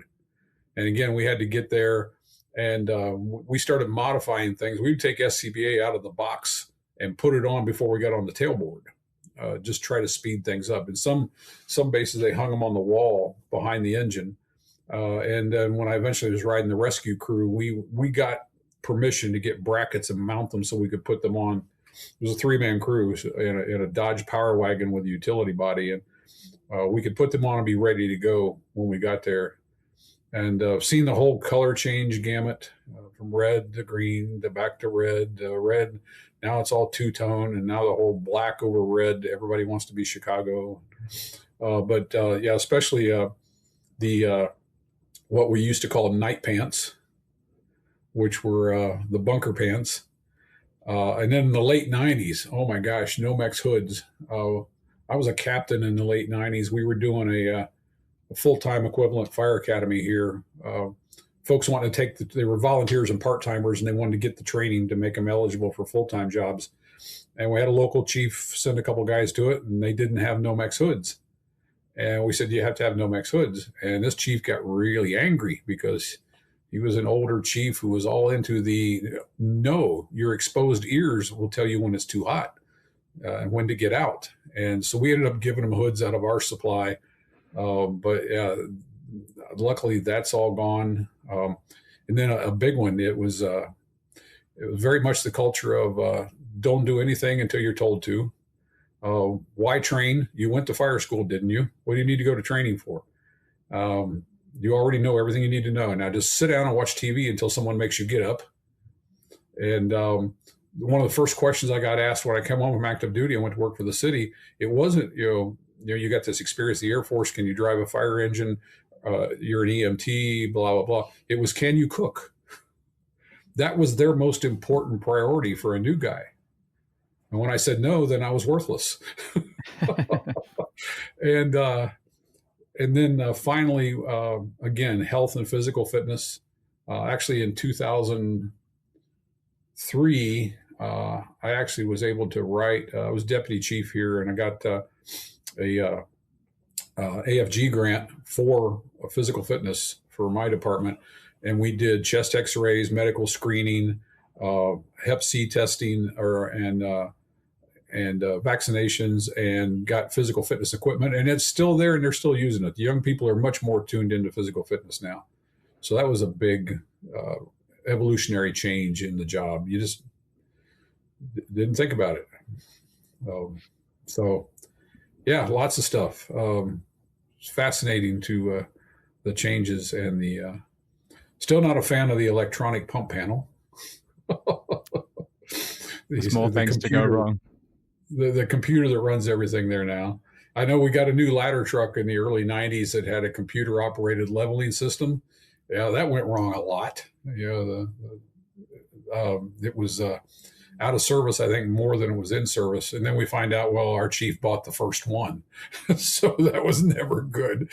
But technology's made a lot of improvements. I'm just kind of old fashioned in some things.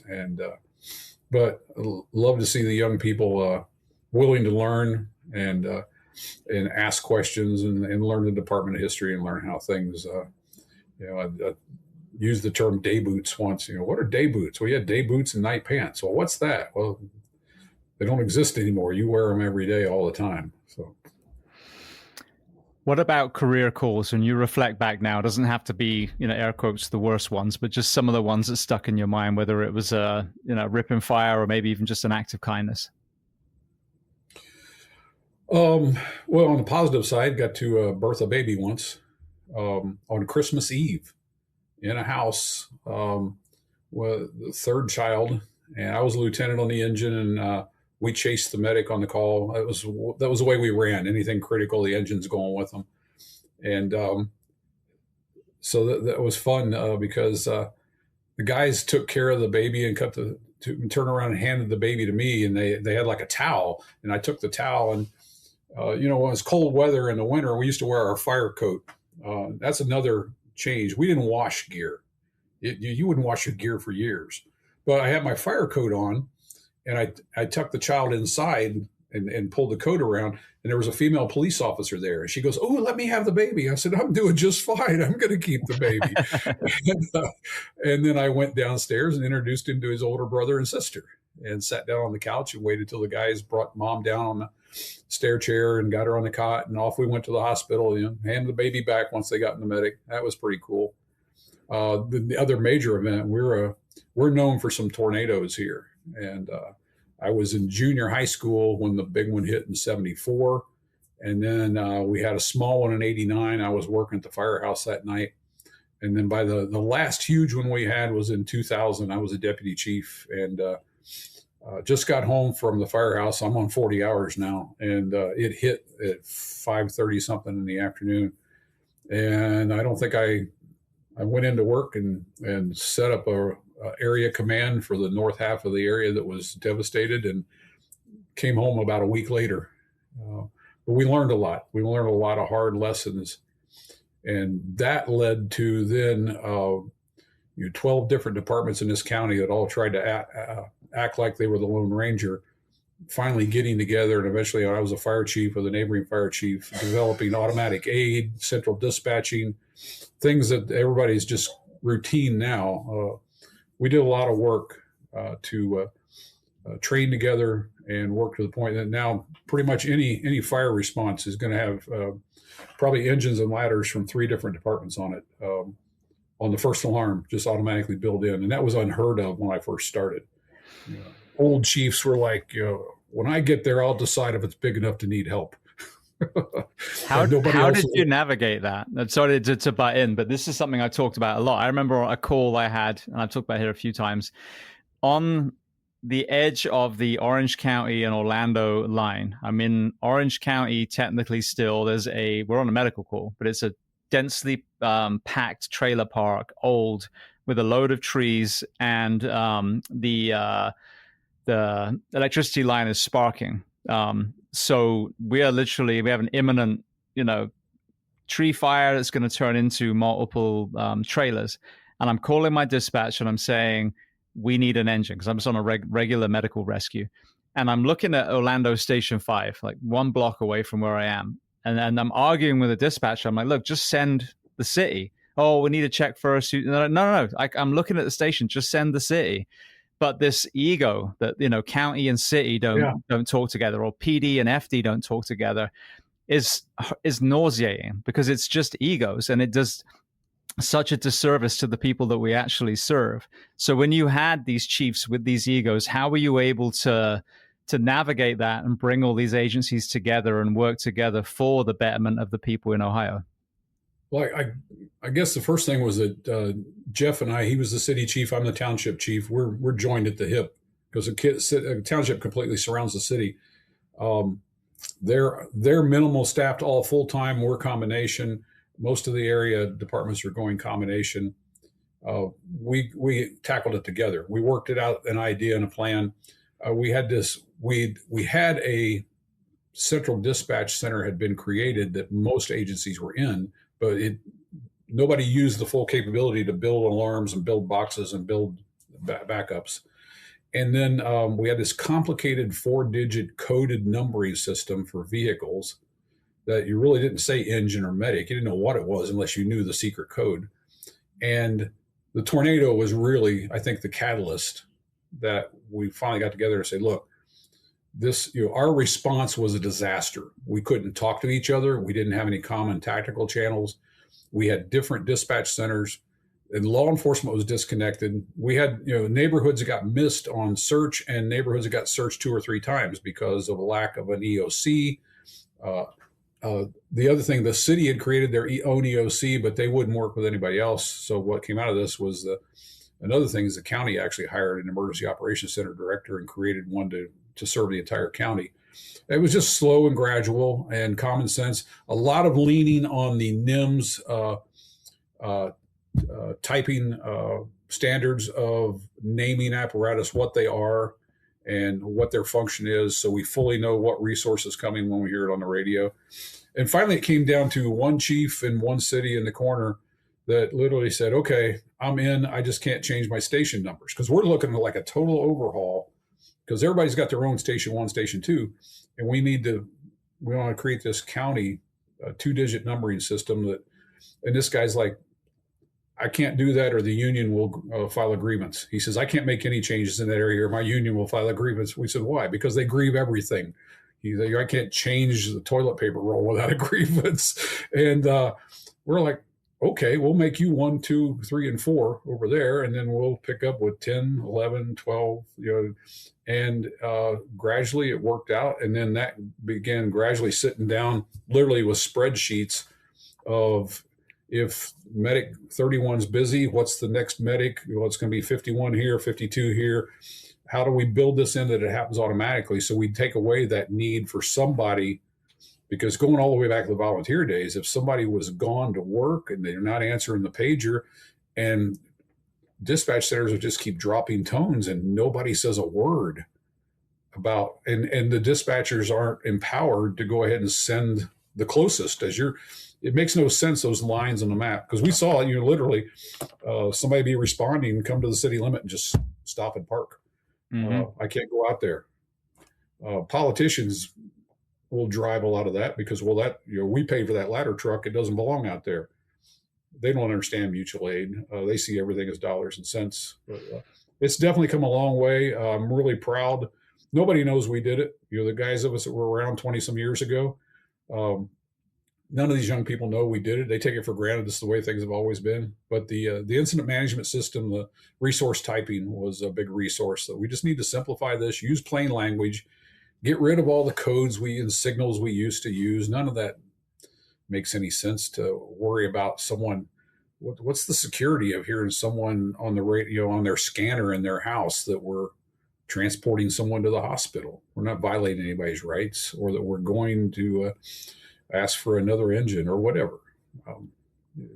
Just keep it simple. And so they just, technology and everything, it keeps growing, and it's been really cool to watch it evolve and watch it happen.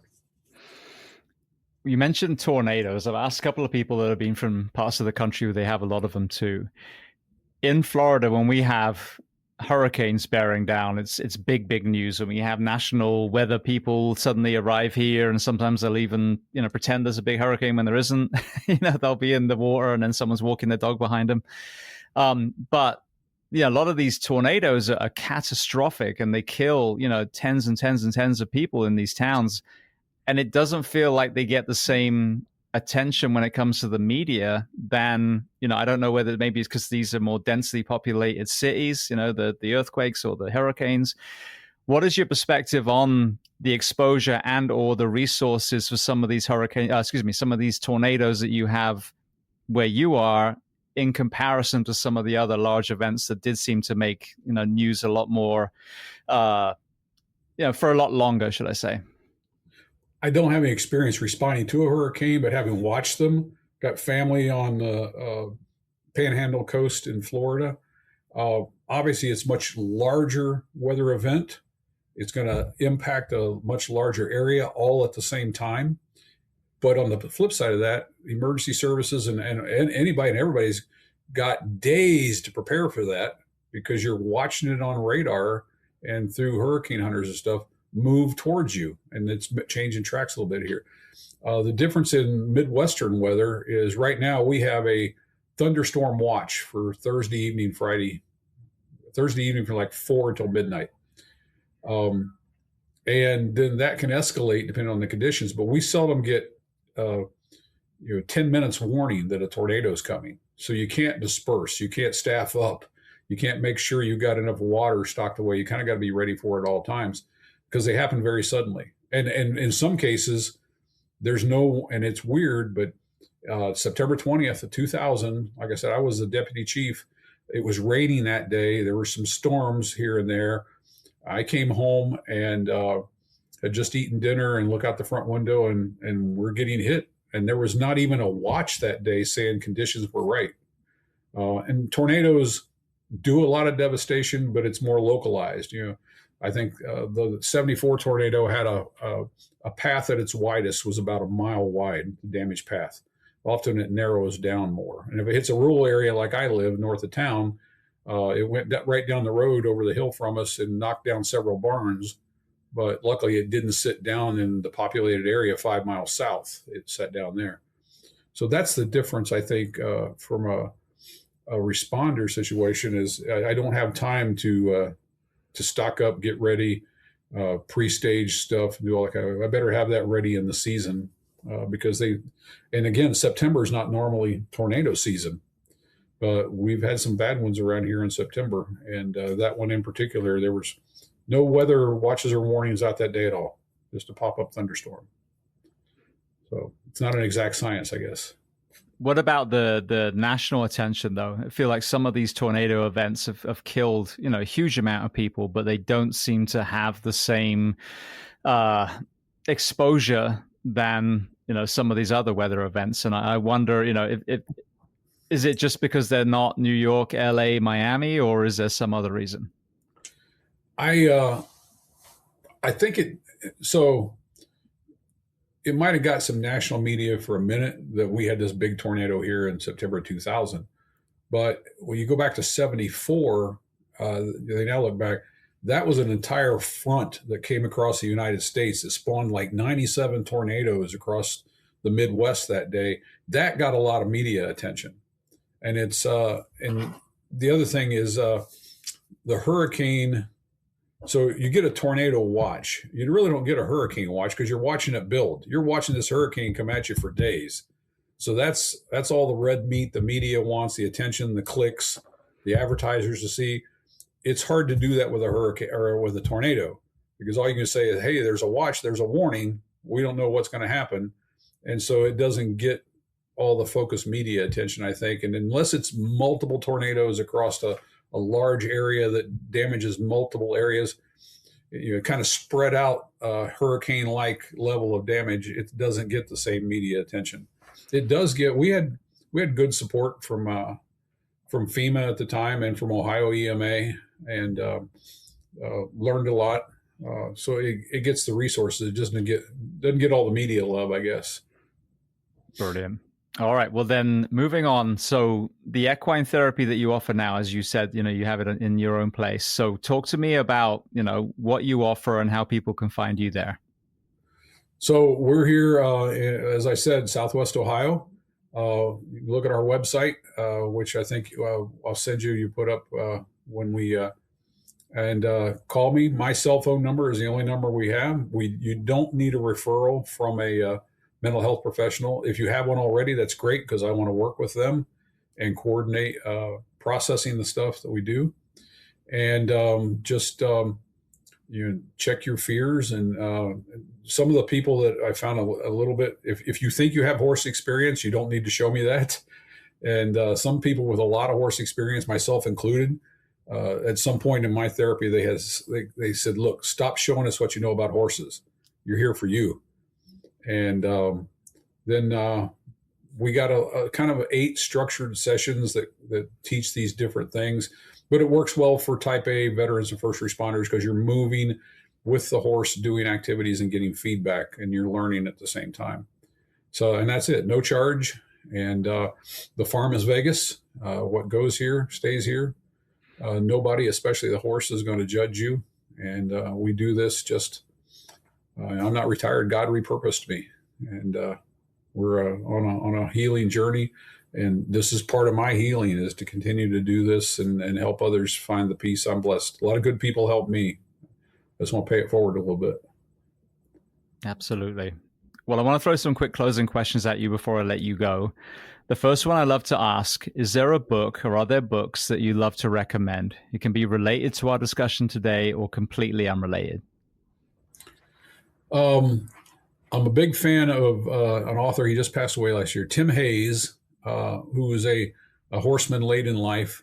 But he did a study and wrote a book called Riding Home, The Power of Horses to Heal.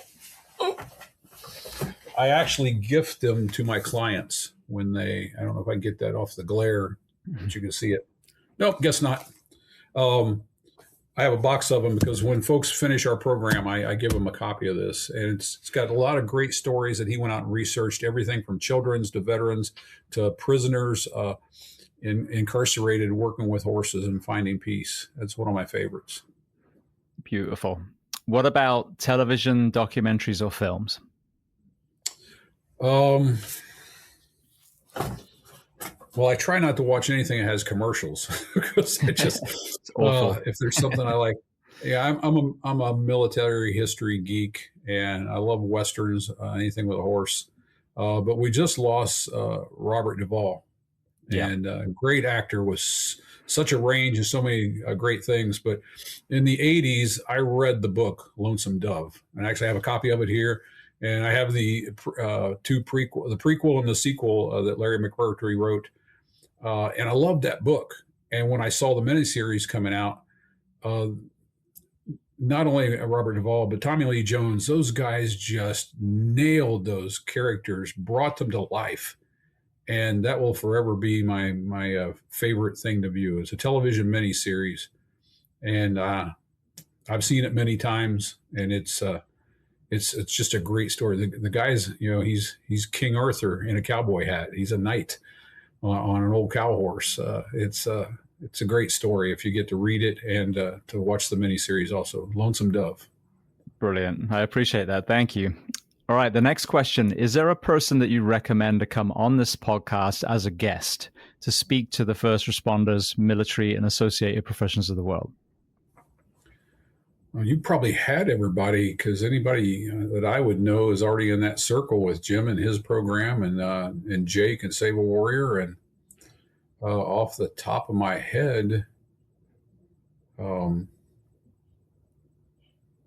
might ask my sheriff, Scott Anger. He's a pretty neat guy. Started as a police officer and was eventually a sergeant and then captain running the drug task force. And then he was selected to be chief deputy by our former sheriff, Gene Fisher. And Gene unfortunately died very suddenly 4 years ago.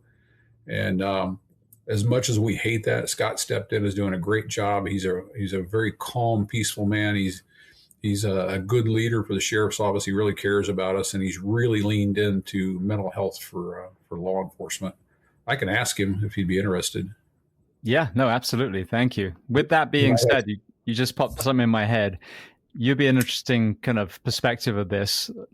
What is your perspective on some of these sheriffs' theatrics that we see these days, putting themselves out as this kind of, Western cowboy, hang 'em high kind of caricature that we're seeing some of these people start to put out? I haven't watched a lot of it, but I know from traveling, because Wyoming is one of my favorite places in the world. The first time we traveled out there, we were stopped getting gas, and a deputy sheriff climbed out of his car wearing a Western hat. And my wife says, "The guy's wearing a cowboy hat and uniform." I said, "It is his uniform." So for Texas Rangers, a lot of folks, it's a part of the culture. It's part of the horseman culture.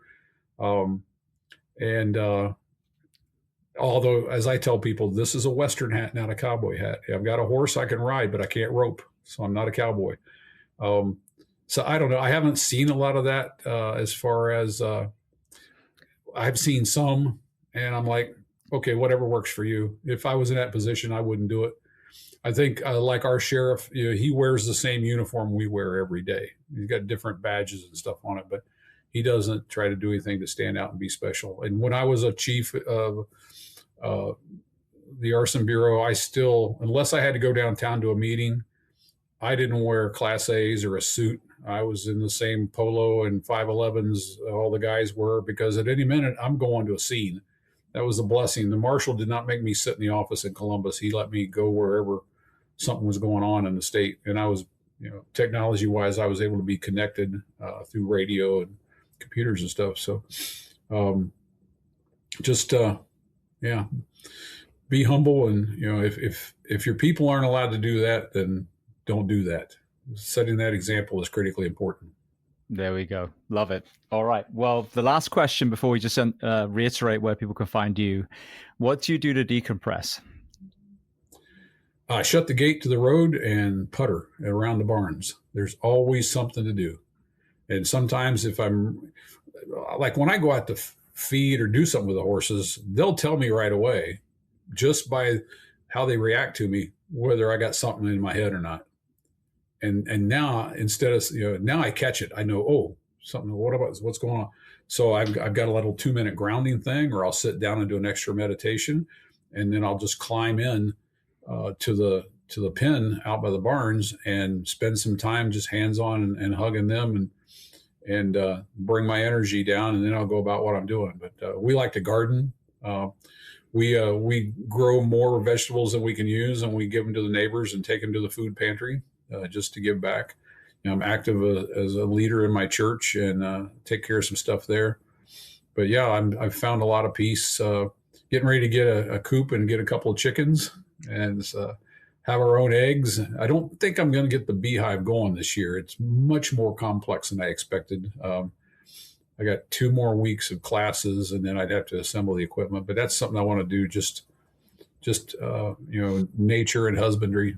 Love to hike. Love to trail ride my horse, and anything outdoors. That's always good for my soul. You just jolted my memory for a second. I want to put one more thing in there before I let you go. When I spent that time with yourself and Doc and your wife, I think it was your wife initially was talking about one of the people that you worked with, if I'm remembering rightly, wasn't doing very well mentally and sat in a chair, and the horse actually ended up like putting their head on them on the chair, like almost leaning into them completely. Is that ringing a bell with you? It actually is an unusual. So I said I learned the warrior meditation practice, the 20-minute meditation model at Save a Warrior. And so, again, not only is this redneck meditating, I'm teaching it to other people. So when we do that, we take a couple of lawn chairs out into the arena, and I tell them to close their eyes. I'll keep an eye open for safety. And we go through this process, and it's a 3-phase model. And always by the end of the second phase, the horse starts to come closer. And in some cases, the horse, and it's weird. I don't know why. And I try not to get attached to any expectations. It's my horse, but I almost always go to the warrior client and stand close to them. And we're like 10 feet apart. And then very often rest their nose on their shoulder or the top of their head or something, and pick up a foot and relax and just be still with that change in energy. And yeah, it's brought some people to tears. And that's the power of these amazing animals, that you go in there fearing this 1,000-pound crazy thing that'll bite, kick, and kill you. And you find this gentle thing that just wants to be close to you. And you feel that, and you get the tears, and then you get the smiles, and I get paid. Well, again, you put it into what we hear all the time, which is the father or mother who's a first responder, and they're riddled with guilt because their kids are on eggshells. Well, this horse gets to be a mirror for you. And so then, you're also able to see, well, okay, now I can do the same thing before I walk through the door. And so that way, maybe kind of, take it down a few notches and actually be that kind of calm parent again, shedding off what I've just seen or done, the few hours prior. So I think the horse is a great, mirror, as Buck says. It really is, that you can then carry over to your family. They will reflect. If you go out there with anxiety, they're going to get some anxiety and move away. And that's not, the first reaction most people have is, oh, the horse doesn't like me. And that's where they're very different from dogs, because my dog is going to sit at my feet and bark at you because you're a stranger and I'm familiar. The horse is different psychologically. You're the being in this space, and I don't want to be alone, but I don't feel good about your energy, so I'm going to move over here until your energy changes. And that's not judgmental. It's not like or dislike. It's just their nature. And then I learn, it's not the horse, it's me. And how do I change that? How do I, through breathing, through mindfulness, through meditation, through understanding how to reset my brain, get that amygdala out of control, and quit hijacking me into anger and flight all the time, and be at peace. And then you'll see that change, and the horse comes back. I mean, each session, the cool thing is that we used to do an exercise at Save a Warrior. We'd have 5 warriors and 1 horse in a round pen. We'd send guys in one at a time, and each one would have a different experience. The horse would react differently to each one because the energy is different from each one. And these guys got to see that. And I remember once a guy went in there years ago, and the horse reacted kind of negatively and literally turned and kind of bounced his hips a couple of times like he was going to kick. And that guy immediately turned around. He says, he's a big guy, combat veteran. And he says, my wife's 5 foot and 100 pounds. And I just realized how scared she is when I get angry, because that thing just scared the crap out of me. He says, I had no idea how she felt. And he started crying. And then horse came back over and laid his head on his shoulder. And then someone says, hey, hug the horse. I got to hug the horse. And this guy's like, nope, I got what I need. I'm done. And he was ready to come out. You can't make it up, and it never gets old, and it's always amazing. Well, I want to thank you so much. It's been such a great conversation. I mean, again, your own life journey and all the different, uniforms that you've worn in itself is so unique, but the vulnerability, the courageous vulnerability that you've had to not only address your own struggles and find the toolbox that was unique for you, but then to become a mentor in that space as well, and educate us not only, on this conversation today, but I literally got to spend time with you and Doc and feel it myself. And it was phenomenal. It really was. It was a complete reset for me. So I want to thank you so much for being so generous with your time and coming on the Behind the Shield podcast today. Well, you're absolutely worth it. Anybody that gets anything out of it, all that uniform stuff I know now was totally dysfunctional and not good for me, but it put me here. So Garth Brooks said it. I could have missed the pain, but then I'd have missed the dance, and I'm dancing.